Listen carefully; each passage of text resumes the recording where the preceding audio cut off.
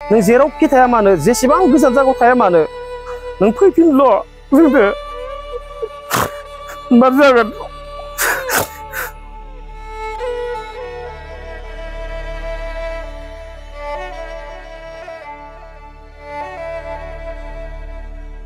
नों बहा दङ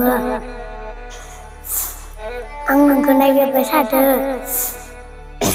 नों जेरावखि थाया फैफिन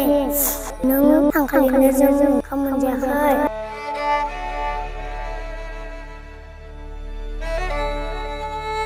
टिहुआव थांनो होननानै आंखौ बुंलांदोंमोन टिहुआव थांनो होननानै ओंखारलांनानै बिफासेनो न' फारसे गिदिंबोफिनाखै गामिनि मुङा खारुवा आरो आंनि मुङा सपन बर'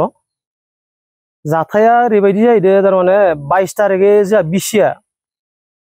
न'निफ्राय ओंखारलांदों टिहुआव थांनो होननानै आंखौ बुंलांदोंमोन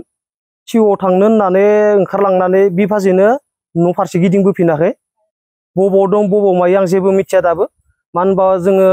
थानायावबो इनफरमेसन खालामदोंमोन इनफरमेसन खालामबाबो जेबो माबा मोननाय जायाखै मोनथिनाय जायाखै अबाव दं अबाव मायो जों जेबो माबा मोनाखै जेरावखि थाया मानो आंनि बिसिया जेरावखि थाया मानो जाहाथे न' फारसे गिदिंना फैयो आरो सोरबा गोजानफोराव थाहैनाय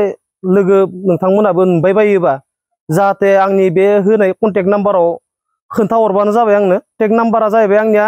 845-350-7043 गथ'फोरा मानो होनबा खदाय दा गथ'फोरा फरायनाया दा जोंहा सासे गिदिर सासेया जाबाय क्लास 9 आव फरायबाय दं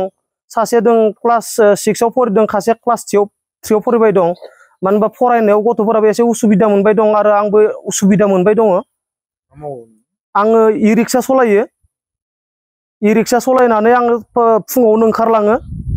गारि सालायनो थाखाय फुङावनो ओंखारलाङो आरो गथ'फोरा आं गारि सालायनो ओंखारलांबा जानाय लोंनायनि उसुबिदा फारसेथिं आरो स्कुलाव थांनायनि उसुबिदा जायो आरो स्कुलनि फैनानै जानाय लोंनाय मोनजाफाया गथ'फोरा बिसिया बेखायनो बेनि थाखायनो आं बुंदों बिसिखौ आंनि जिथु बिसि बेखौ आङो खावलायहरो जाहाथे मोजाङै मोजां न'आव फैफिन जेरावखि नों थाया मानो नों जेरावखि थाया मानो जेसेबां गोजान जायगायाव थाया मानो नों फैफिनल' जोंदो मा जागोन नों बहा दङ आं नोंखौ नागिरबाय थादो